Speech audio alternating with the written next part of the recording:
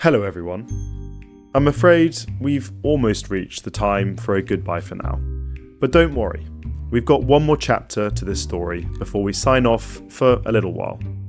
As ever, if this is your first time joining us, do head back to episode 1 to hear how it all begins. For this episode, that context, it's going to be pretty crucial. But if you're ready, let's dive in. I'm Tom Praviti, and this is Grounded, a climate startup journey. Hello. Hey. Can you hear me? Yeah, I can hear you. Can you hear me? Yeah. We're on site at the moment, hence the outfits. Hey, guys. Alex, how's it going? Yeah, good. You may not recognize Adam. He's got a face mask on. Looks like you guys have been off paintballing or something. Okay, I have something to admit. There's a whole side of the past few months that I haven't yet shared with you, because I haven't just been setting up and running a biochar facility. Earlier this season, you may recall me mentioning the NERF grant that we'd received, which was going to allow us to do some work with restord.earth, an environmental impact investment advisor and fund manager. Well, that work has been a constant drumbeat since the summer. That means that whilst I've been dealing with all the practical parts of my operation, I've also been taking regular meetings with the Finance Earth team who have been working to understand the potential business models for UK biochar. Essentially, what my options are. Scott and I are going to work on the model architecture, and basically our goal will be over the next 2 weeks to get to a point where you have a model, even if it's still kind of basic. It doesn't have like loads of functionality and bells and whistles to do like lots of different scenarios and things. It's just you've got a model that does what you're doing, and then we build up from there. Now, this would not be a season finale without an original character return. Remember my friend Alex? The person who gave me all that moral support and practical advice back when I was thinking about building a biochar business? Well, that's him. He works at Finance Earth, and he's been a big part of this process, alongside a number of the team members there. They were building a model to understand the underlying economics of a biochar business. And over the following weeks, that model gained more data, both from me sharing my process with them and from their extensive research. This was gradually giving us a more granular understanding of the barriers and opportunities that businesses like mine would face when it came to capital expenditure, operating costs, feedstock supply, biochar demand, and everything in between. And what this was all leading to was the big question. What would a successful and sustainably scaled version of this business, or any UK biochar business, look like? I think we should probably have that conversation to go through, structurally, what are the different operating models you could go after? Yeah. And this isn't for restored specifically, this is like generalized. There is the single biochar machine on single farm to run that, a larger estate. Then we could look at that sort of like interim setting of maybe like several machines or a slightly more like high scale, but it's still at the farm level, but it does have like a full-time employee/employees associated with it. And then finally there is the like full scale, £1 million, £2 million machine installed on a regional scale, operating with a more material supply chain of biomass coming out of something like regional forestry management or something, Forestry England. And I think probably we can start talking about what those options look like, and then working out which one we're going to really focus our efforts on off the back of the model. Of course, this wasn't the first time that I'd considered these questions. I'd been asking them back when I wondered whether the UK was even the right place to do biochar, and I'd been reminded of them at the Greenhouse Bootcamp Accelerator during the summer. The difference is that now I was a little more ready to start answering them, and I had the support of the Finance Earth team and their analysis. We have operating costs, which I've cleaned up a bit to have a few less categories. So as you can see, your primary cost, as we discussed before, is going to be that salary cost and the overheads associated with it. The point is, like, at your scale, the salary cost as a percentage of the overall operational cost, and therefore the profitability, is just very, very high. So the labor cost is very high for biochar, which I think is the key learning. Like, that's already a massive learning. That's basically telling you a lot about this model. If you can reduce the labor cost per ton of biochar produced, you're going to hit profitability, but that is how you'll do it. A lot of the findings from Finance Earth's work were confirming my own experiences on the ground. The fact that this was labour intensive wasn't new to me after all. But being able to quantify this, to identify it as a key problem to solve, and begin to understand my options, helped turn my mind to the future with a little less apprehension. As you'll know by now, this pilot has been a continuous journey of improving and refining the biochar making process. And as the year turned to its close and the nights drew in, I was reflecting on plenty of my own learnings from actually doing the thing.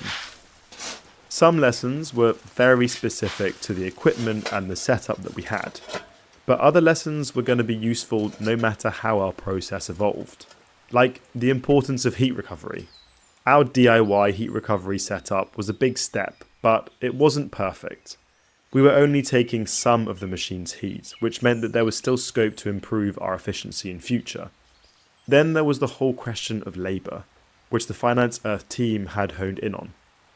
At my current scale, improving labour efficiency had been about moving as much of the process that we could from manual to mechanised, and this usually meant getting my hands on some new kit. Even moving the wood and biochar around the site was a big challenge that was taking its toll on my working day and my body. So, a little while in, I'd purchased a skid steer. Think a small, chunky truck on tracks that can scoop, raise and move heavy stuff in tight spots, aka something that could do the heavy lifting for me. But what about crushing the char? Driving over this wasn't going to cut it forever. But I also couldn't keep pouring money into a model that seemingly wasn't financially viable. I needed to determine which marginal gains were worth pursuing for the remainder of the pilot, and which would need to wait until the next stage of this business, when, hopefully, my model would be more robust. Meanwhile, my chats with Finance Earth were making clear that whatever V2 of my project looked like, it was going to need to be bigger. I think we're already getting some really key learnings about what this is going to look like, and I think it is pushing us quite heavily towards you kind of need to do this at a certain scale for it to be viable. Single machine doesn't really work, except in niche cases. For me, this pilot had more than served its purpose. It had not only taught me a huge amount, but had proved that making biochar on farm is very much possible. But if I wanted to scale, I would need to take those learnings and find a way of working that makes financial sense. What quantities of local biomass would I need to be able to scale a site sustainably? What would I need to invest in order to get this to a size which could support itself? And what sort of annual revenue would I need to pay back a much larger capital expenditure? These were the details, with Finance Earth's help, that I was now beginning to grapple with. Of course, I could only ever afford to keep one eye on the future. For now, the other would need to be firmly planted on continuing my pilot, making more biochar, and crucially, turning that char into credits. Way back in Season 1, I got pretty bogged down in the question of standards. These are the guidelines, protocols, and certification frameworks designed to ensure the quality and environmental integrity of biochar production. Without these, I didn't have a route to selling the tons of carbon removal that my biochar was delivering. Then, I'd found that the existing standards weren't really designed for biochar setups like ours. And, after more and more research into this, I learned time and again that all the existing routes were either going to be impossible or bloody expensive. The options that I had open to me were likely to cost in excess of £10,000. The same amount that I was actually making from my credits during this pilot project. For now, it simply didn't make financial sense.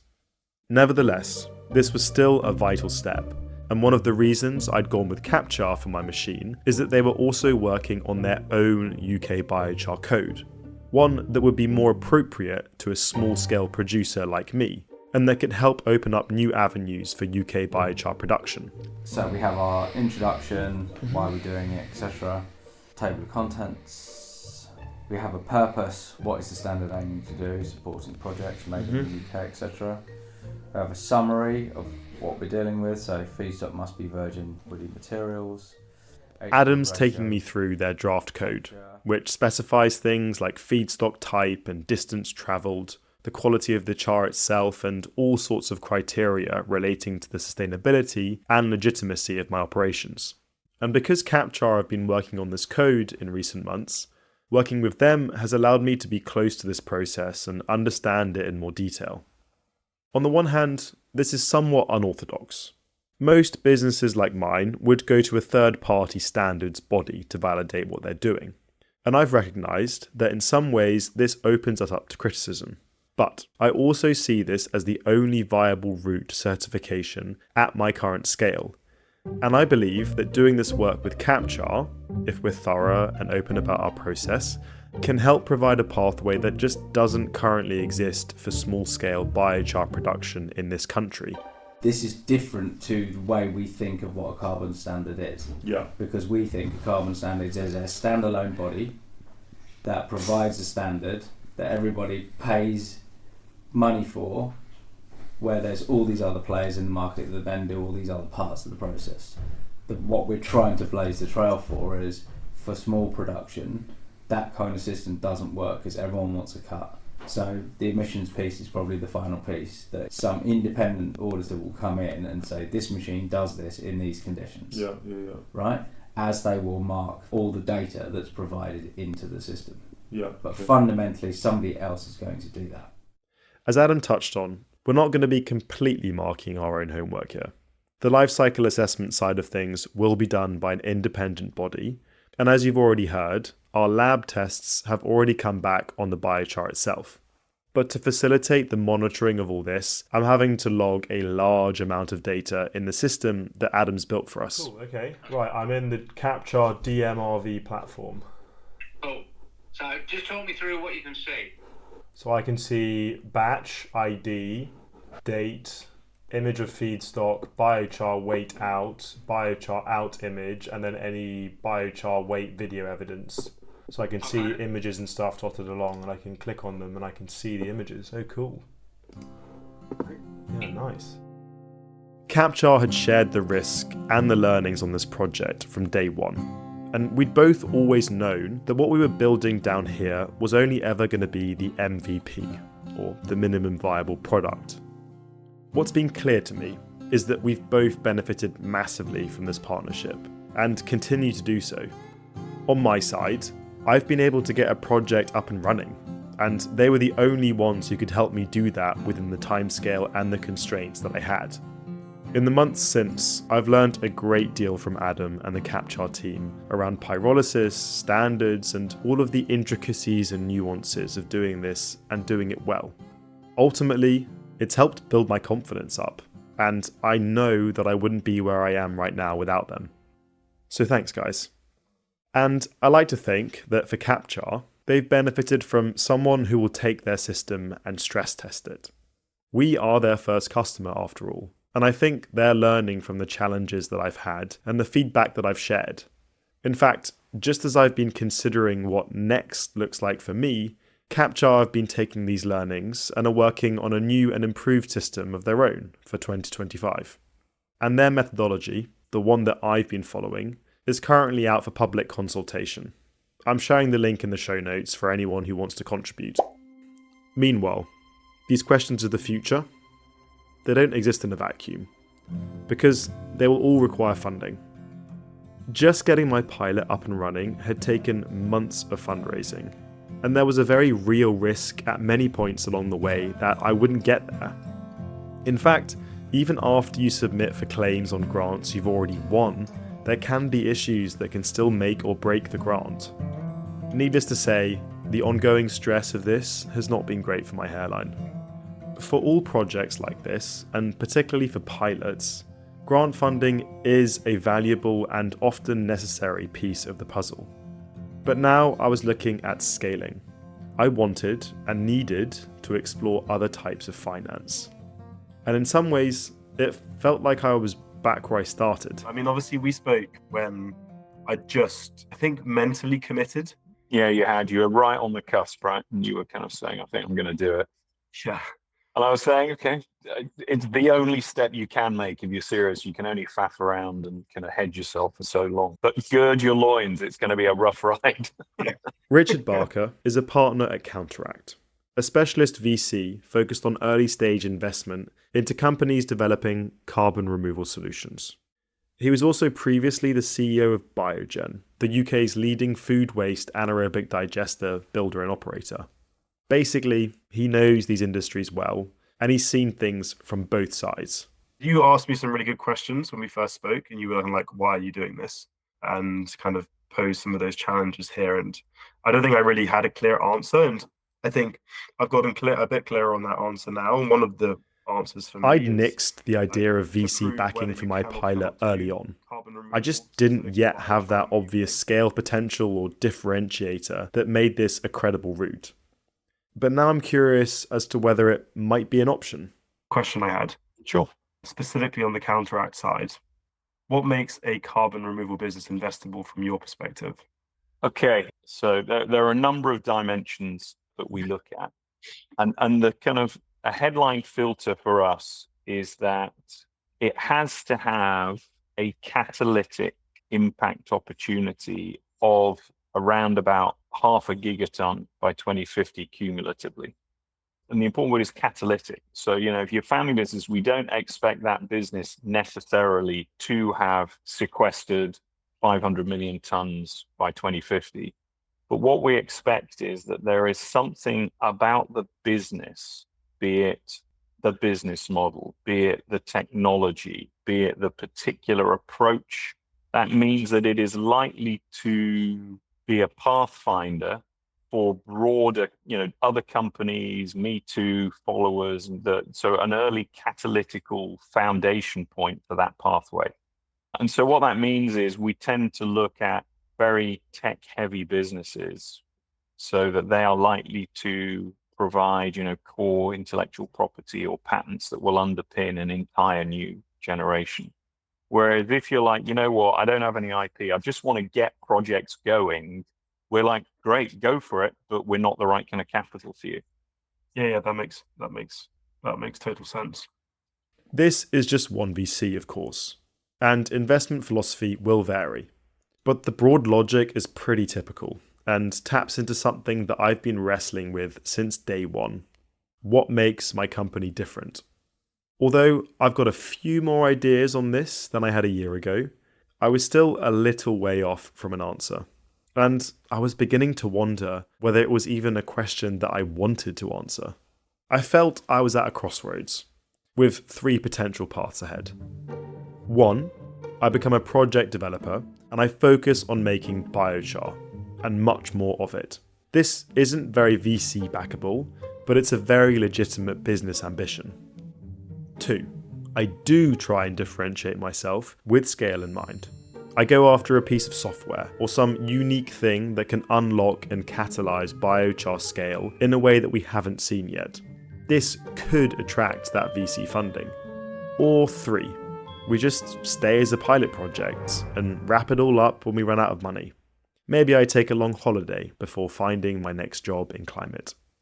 Richard was obviously agnostic about my best path forwards, but he helped me see that there wasn't necessarily more value in one than another. It sounds to me like, the next step of your journey is being able to take the experience of having, built this small, very community scale unit and the early lessons you've had of selling credits to think, okay, well, how do we translate that into something at the next scale up? And what does that look like? And the great advantage you've got is certainly in Cornwall, geographically, you're sitting right at the end of the UK. So logistically, you could probably create quite a good defensive moat. Yes. So if you can create a market locally for the biomass, you're instantly saving 2 or 3 hours on a dual carriageway in a truck. Some people always say you're not in a big market, but sometimes the kind of location create a brilliant defensive moat for you. Like, I guess the thing that I'm very aware of and something that I hope we start to get much clearer on is, like, we don't have defensibility yet. Sure. We don't have IP. But then my question is, what is our USP? Like, how can we keep ourselves protected? And maybe you talk about this moat idea. Perhaps there's in those contracts for those regions, but I don't know if that's enough. Well, when you say enough for what? That's a very loaded term. Enough for what? Enough to raise your first million so that you can build a decent sized project. Enough to, make you a billionaire. Enough to what? So what is your enough? Since I dropped the first episodes of this podcast, I've been inundated with messages. Even more since we started sharing season 2 and since the panorama aired. And these have come from people that I knew before, and many that I didn't. People who are interested in working in carbon removal or biochar, people involved in financing projects like mine, potential feedstock suppliers, and many others who have their own biochar related businesses. And these conversations have given me a lot to think about, and a lot of audio to put on my hard drive. I wanted to share 2 of these conversations in particular. These are 2 very different companies, working on projects at very different scales, but each already delivering thousands of tons of CO2 removal through biochar.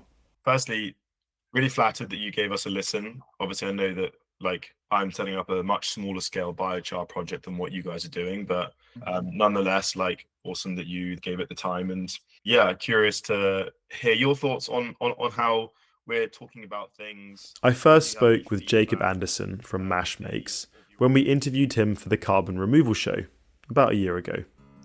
Mash Makes is also in the biochar and pyrolysis game, and they're aiming to deliver a gigaton of carbon removal through their technology by 2040, a level of ambition beyond even what Richard and Counteract are hoping to see for their investments. Jacob has lots of thoughts on getting biochar to gigaton scale, and I suggest you dive into our Carbon Removal Show episode if you're interested in hearing more. But we also recorded it at a time when I was doing lots of big thinking about my own venture. So we've kept in touch, and during the months since, I've occasionally picked his brains. Unlike me, Mash Makes have developed their own pyrolysis system. So they're a manufacturer and operator, and today they're working in big, centralized, continuous systems. But that wasn't always the case. We actually started with batch reactors in Mash as well. For, among other things, control reasons, but also safety reasons, we eventually went to continuous reactors. The way I see it, we are doing some of the most advanced machines in the world in Mash, right? So we have the strictest possible process control.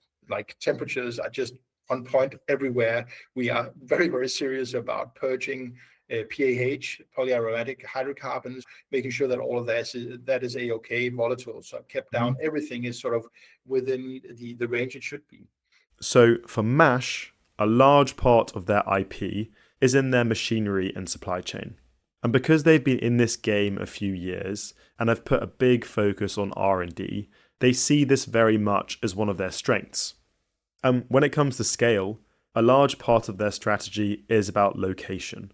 Why are we in India? It just so happens to be one of the biggest biomass residue markets in the world. But we also had an Indian co-founder to begin with, right? We were not intending initially to do anything in India. We're just intending to do some prototyping in India and then eventually just get it back to Denmark and do something there.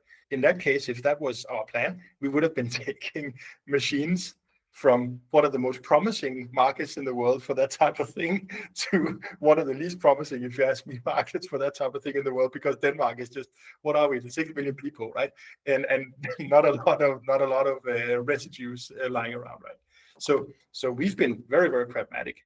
There are obviously some pretty major differences between the Mash Makes approach and my own, whether that's location or their focus on hardware. But I still wanted to see what I could learn from their model that might apply to mine. You need to have that defensibility, that IP, and I'm trying to figure out whether there is any. If we don't go down the technology route, which I don't think we should, because I feel as though there's so many great companies doing that. So obviously our defensibility could be through our supply chain, sort of through the feedstock contracts and partnerships we develop in the UK, let's say. But I don't know if you've got any thoughts on that. Well, I was going to say just that this IP isn't just, a patent. It is the network that you've nurtured, the best practices that you uphold and that you've developed, that could be, essentially trade secrets, that type of thing. I cannot tell you of how many different sort of, let's say, biomass-based energy projects, whatever, I've seen failing around the world, where, it was never actually the technical stuff that ended up failing, or in rare cases, it was actually the technical side that failed. It was, then the farmers got a little bit disgruntled. You weren't able to source it at the same price. There was, a drought. Maybe they want to sell it elsewhere. There's so many things that can go wrong. So embedding yourself in the supply chain and value chain is just so important. Over the past few months, I've also been talking with a company that's demonstrating a slightly different model when it comes to scale. Whilst they do run a large industrial facility in Namibia, Plan Boo is also working to get biochar off the ground at a more grassroots level. We're talking Kentucky kilns, open flame, cone-shaped kilns where biomass is burned in a controlled way while minimising smoke and harmful emissions. Freddie Catlow started out doing sustainable construction from bamboo in the tropics, but over time he became more and more interested in carbon removal, and, like me, he landed on biochar. I'm in my first year and trying to move quickly, and it's obviously difficult, but what was your first year like as Plan Boo? So Plan Boo, so we started doing biochar in 2021, but 2020 is when I sort of founded the company. Towards the end of COVID, we flew to Sri Lanka and pitched one of the biggest tea companies if not the biggest tea company in the country. We just approached them and said, hey, can we develop this biochar carbon project in your estates, and we will teach you how to do it, and then we'll pay you through a carbon credit purchase of the biochar. And they were like, yeah, you seem pretty great enough to do it. And I can speak a bit of Sinhalese, and so can my co-founder. So we were able to build a good relationship with the workers. And we sort of developed a proof of concept and a methodology in 2021, and then sent it to Hans-Peter Schmidt at the EBC. And we're like, hey, here's this methodology. We've been developing this project. Can we generate a credit, please? And he's like, what you've done is scientifically correct, but it doesn't fit into any of the current frameworks and the methodologies. You've kind of developed a standalone methodology. So using Contikis. He was like, let's discuss it in more detail. So over sort of 6 months, ourselves, Hans-Peter and Biochar Life. So they were working in the tropics as well, doing carbon removal, artisan carbon removal. We sort of co-drafted the artisan CSI guidelines. And then in the August of 2022, we sold our first 10 credits at $230 a ton. We're just sick. We've got a proof of concept. We've got something here that can generate rev. While we came at things in a different way, I can see a lot of my own journey so far in Freddie's. Like me, he didn't immediately see a route to turning his char into credits, and had to help build that pathway. And the fact that he generated his first 10 credits just a little more than 2 years ago, when I know he's now generated thousands, is nothing short of inspiring. But he hasn't got there by building more and more biochar projects, or by focusing on new biochar making hardware. Plan Boo's IP is in their software and ability to converge many small-scale producers. And then we're like, okay, so now how do we verify this and make this scalable? We need to have technology. And then we spent sort of 12 months developing the app, the IoT device, so that we could measure and monetize more carbon projects. And we got that accredited by CSI as the first technology provider. And at the same time, we started getting more attention, more people wanted to do projects in the tropics. Malawi, Thailand, a few projects in Namibia now. We've got sort of 8 projects that are operational. Today, Plan Boo is a decentralized solution for biochar across Southeast Asia and beyond. Instead of working on the ground, making it themselves, they partner with lots of small farmers and give them the tools and tech to make it happen. Do you guys see yourselves as a carbon removal project or a facilitator? Facilitator. We're a development partner. We work with project developers, provide them with the tools, tech, and training to design, develop, and deliver. 3 on 3. But to design, develop, and deliver biochar carbon projects in the tropics. For a business that wants to scale rapidly, this approach makes sense. After all, as Freddie pointed out, going the project developer route is a tough slog. Where we started, we had one Contiki kiln. We're making half a credit a week. So like trying to but like a quantification to how do you get to 10 million tons? It feels a long way away when you're like shoveling one bag full of biochar. You're like, really? We've got to do 10 million tons? To scale a biochar, like if you're a project and a project developer, to scale that, you need to build one and then another one and another one. And each one has a permit requirement for biomass equipment. So it doesn't have like an exponential sort of cost curve coming down because it's actually physical stuff that you have to build and manage and maintain. More attentive listeners will note that both Plamboo and Mashmakes, while they're very different, are operating in the tropics. And this makes sense for all sorts of reasons, whether business related or impact related. Not least of all, there are many places here with plenty of biomass, plenty of opportunity to create good jobs, and plenty of soils where applying biochar can have a really transformative effect. Which sort of brings me back to a question I'd asked myself a year ago. Now, I'd actually made biochar in the UK. It was definitely possible. But is the UK a good place to scale it? Over the past few months, I've also been on a few field trips. I've been a pretty busy bee, to be honest. I've been to see other businesses doing cool things with biomass and carbon removal across the UK. One of these, organised by the FLN, who fund this podcast, was to Drax. Drax isn't making biochar. They're making bioenergy.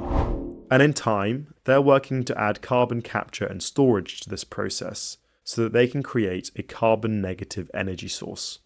It goes by the acronym BECCS, and it's another promising carbon removal method with a lot of interest and excitement around it. But the thing that biochar and BECCS have in common is that they both take biomass and they heat it up. And in doing so, they offer a way to take carbon out of the fast cycle and into the slow. And if I wanted proof that there was scope to scale a business like this in the UK, was this it? Now, Drax has had its fair share of public scrutiny, and whether massive bioenergy projects are the right path for the UK is a whole different question. But Drax are supplying 6% of the UK's electricity needs currently, and this is the largest generator of renewable electricity in this country. I just couldn't help being struck by the sheer scale of this achievement. Over lunch in London with my producer Ben a few days later, I was still awed. How was Drax? Oh, very cool. It was quite a humbling experience. Because of the scale? Or like... Yeah, just the scale of it, the sheer scale of that operation. I mean, it's such an incredible feat of engineering. Yeah. To somehow manage to get 7 million tons of wood pellets to that site and then process them and use it to convert it into energy. Mm-hmm. And it just puts my project into perspective. Yeah. We're trying to remove 100 tons of CO2, which is so tiny. It makes you think, where would you want to get to with our project?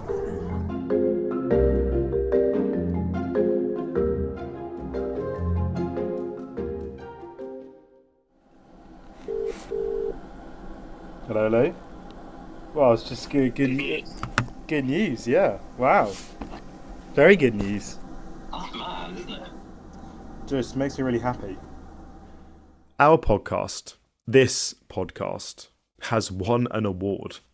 Specifically, the Gold Award for Sustainability and Environment at the Signal Awards. Alongside proving that we could make biochar, a big part of my goal with this whole project has always been to start a conversation. Whether it was increasing public understanding of biochar, getting input from the farming community, or raising awareness amongst the carbon removal world of the challenges that project developers face. I've believed for a long time that these conversations are important and they need to be had. That in itself feels great to be doing. But to get recognition for it, it's brilliant. Knowing that what we're making is being enjoyed and compelling enough that people are, totally not biochar or carbon removal related also find it, that that's the case. So that's just really cool. Incredibly, it wasn't the only good news we'd received. Around the same time, we'd also been nominated for the Audio Production Awards, and that meant a trip to London. When it comes to life in the city, I'm getting a little out of practice. I soon realised that I didn't have anything awards ceremony appropriate in Cornwall, so Ben was bringing my outfit for me to change into. And because I thought I'd kill two birds with one stone and enjoy a few days up in London, I was bringing my golf clubs. So I was turning up at an awards ceremony looking a little out of place. Here I am, walking through South Bank with set golf clubs. A lot of people giving me odd looks and a backpack on my front. Yeah, sorry about that. Yeah, I've travelled from a long way away, so I've got all my stuff with me.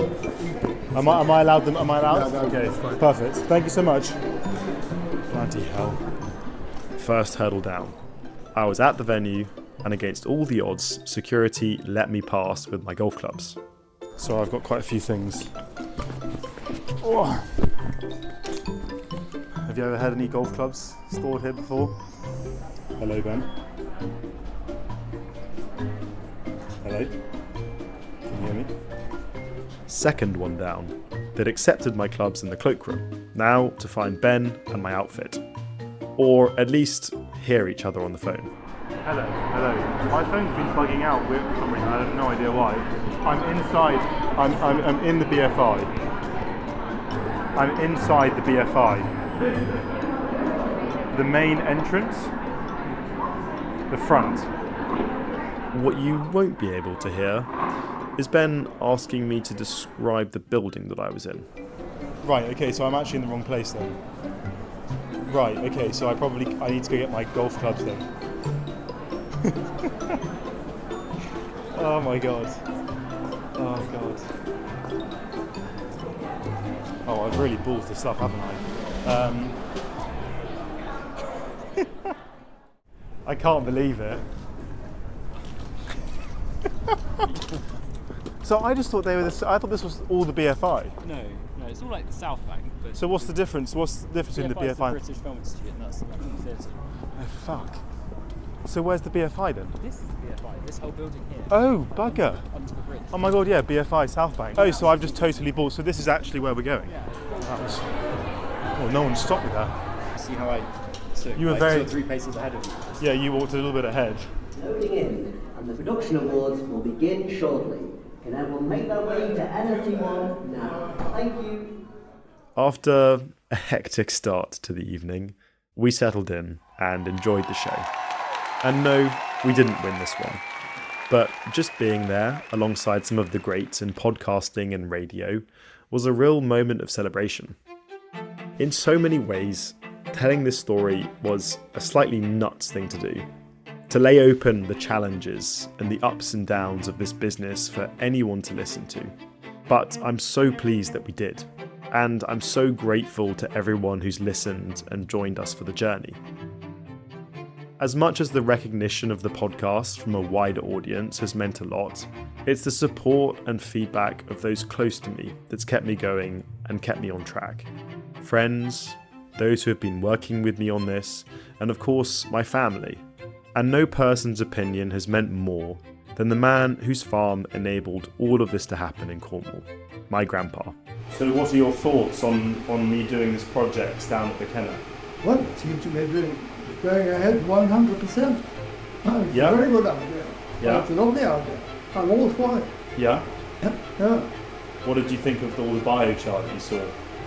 Come in, I've put some in the bag to take home, grind some up, put it in the bag, take it home, and try to make 2 freezers with sick. Yeah, they're just like some sort of bag. Yeah. I suppose I can spare a few kilograms of char for my landlord.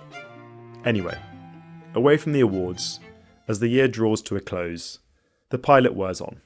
I still have a lot of biochar to make, and I'm beginning to feel the impact of the months of work I've done so far.